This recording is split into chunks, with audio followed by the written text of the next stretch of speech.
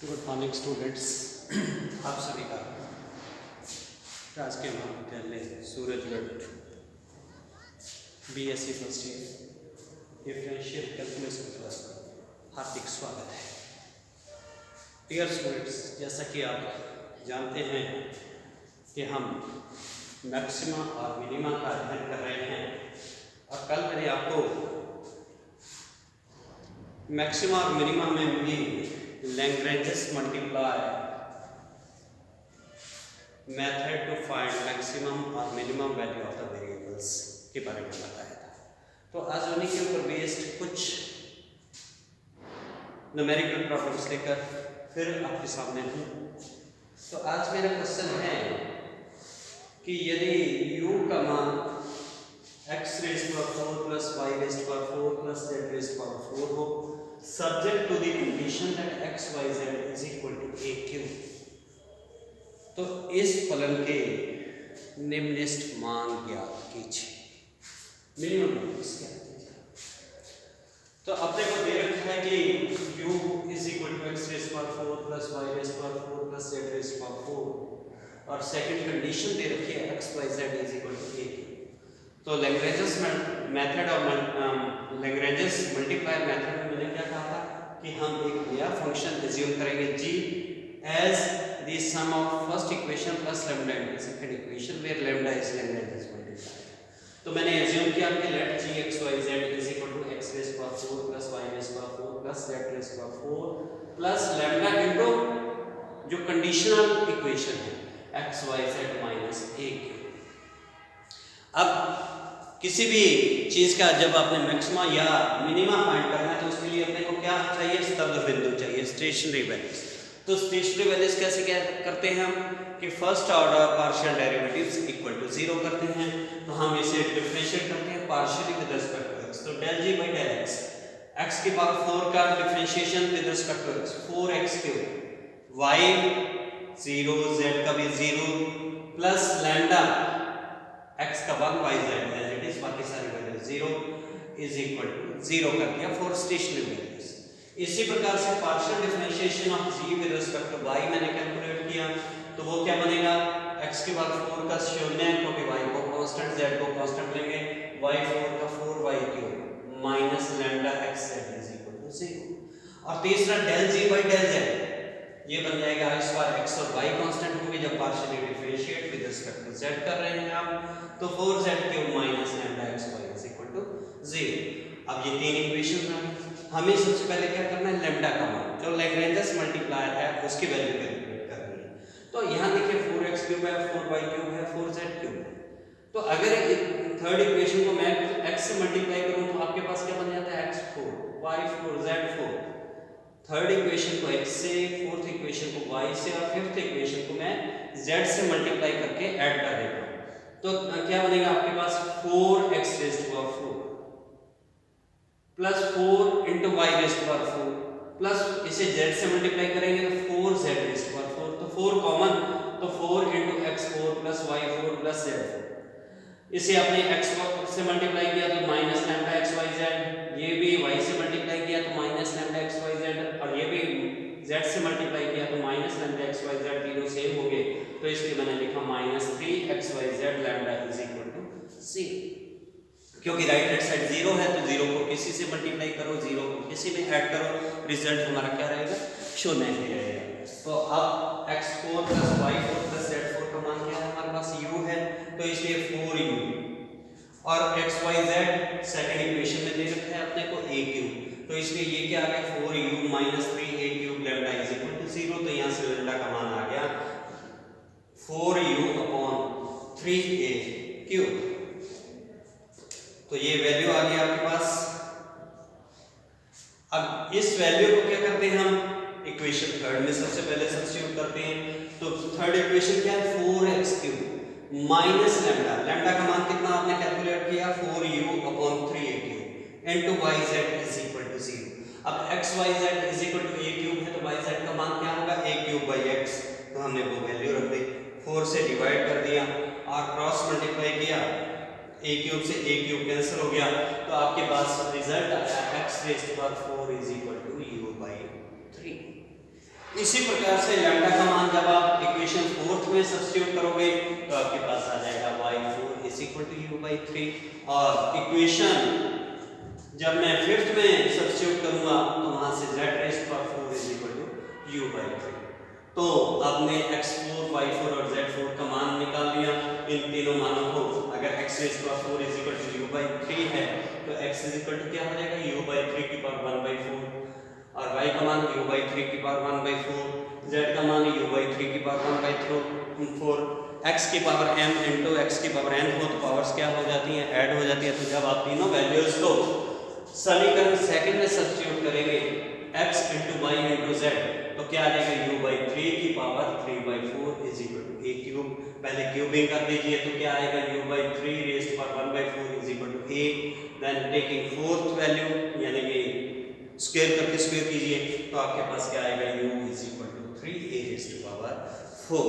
तो इस वैल्यू का जो उसका मान है वो जो निम्नलिखित मान होगा फंक्शन का वो कितना होगा 3a रेज़ टू पावर 4 होगा। तो इस प्रकार से हम लैग्रेंज मल्टीप्लायर की हेल्प से किसी भी फंक्शन का मैक्सिमम या मिनिमम मान ज्ञात कर सकते हैं। एक और क्वेश्चन लेता हूँ।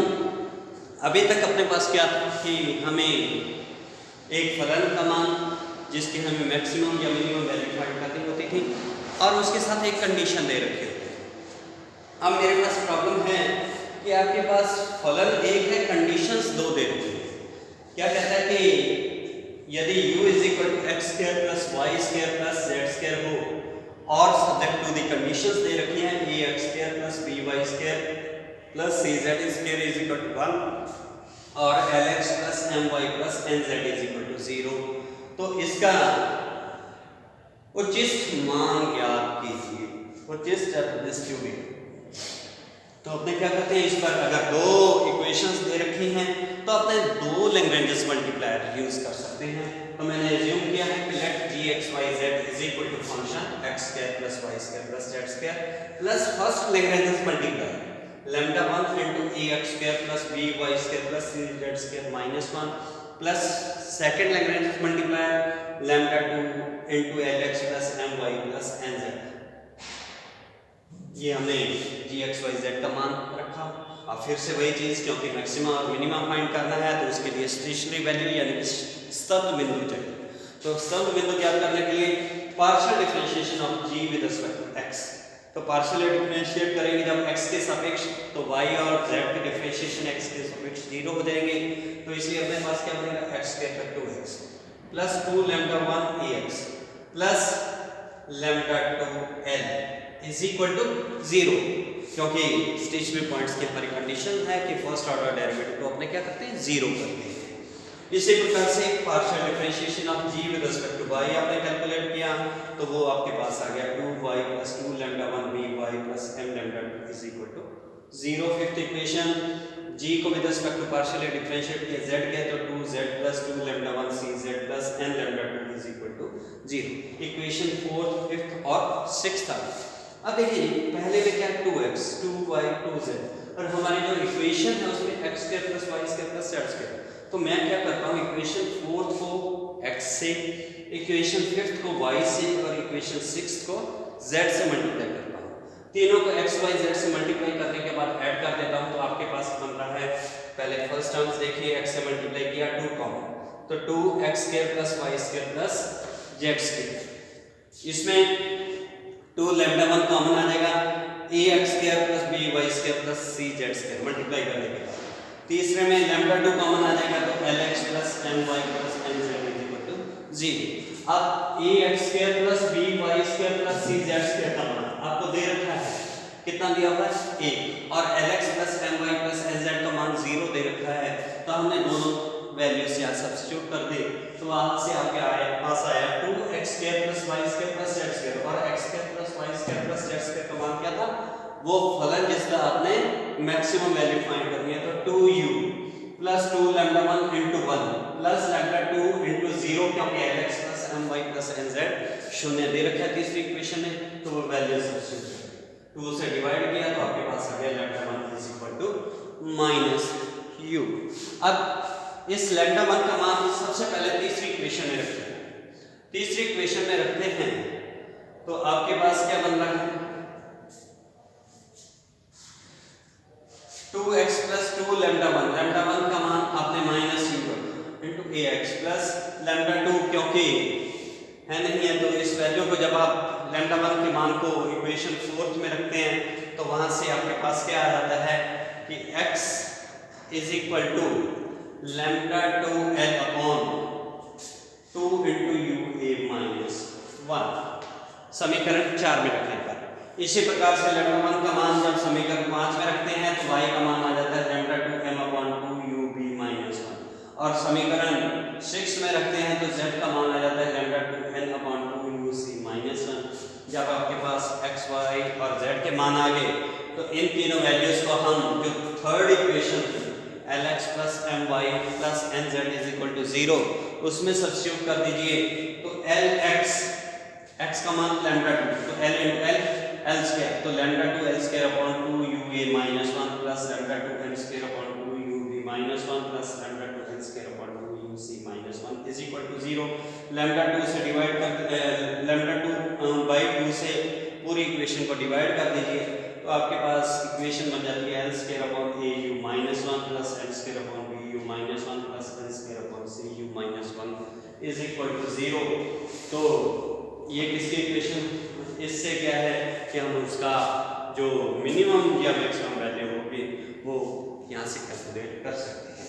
तो इस प्रकार से इस समस्या में जो आपको ये एक्चुअली इक्वेशन दे रखी थी ax square plus by square plus cz square is equal to 1, ये सेंट्रल कॉर्डिनेट केंद्रीय शाखा के समीकरण थे और इसके साथ समतल इक्वेशन दे रखी थी lx plus my plus nz is equal to 0।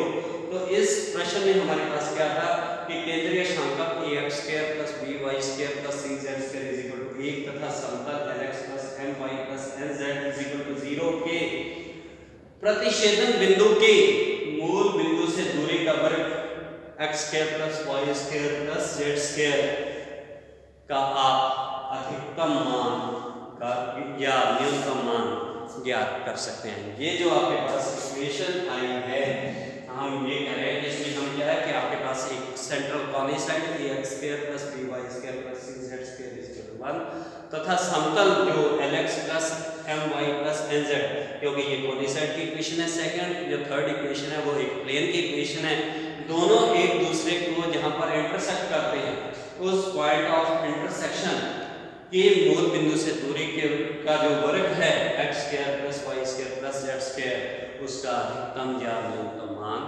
प्राप्त किया जा सकता है। तो इसके साथ ही ये क्वेश्चन समाप्त होता है। कल कुछ और न्यूमेरिकल प्रॉब्लम्स लेकर आपके सामने। Thank you.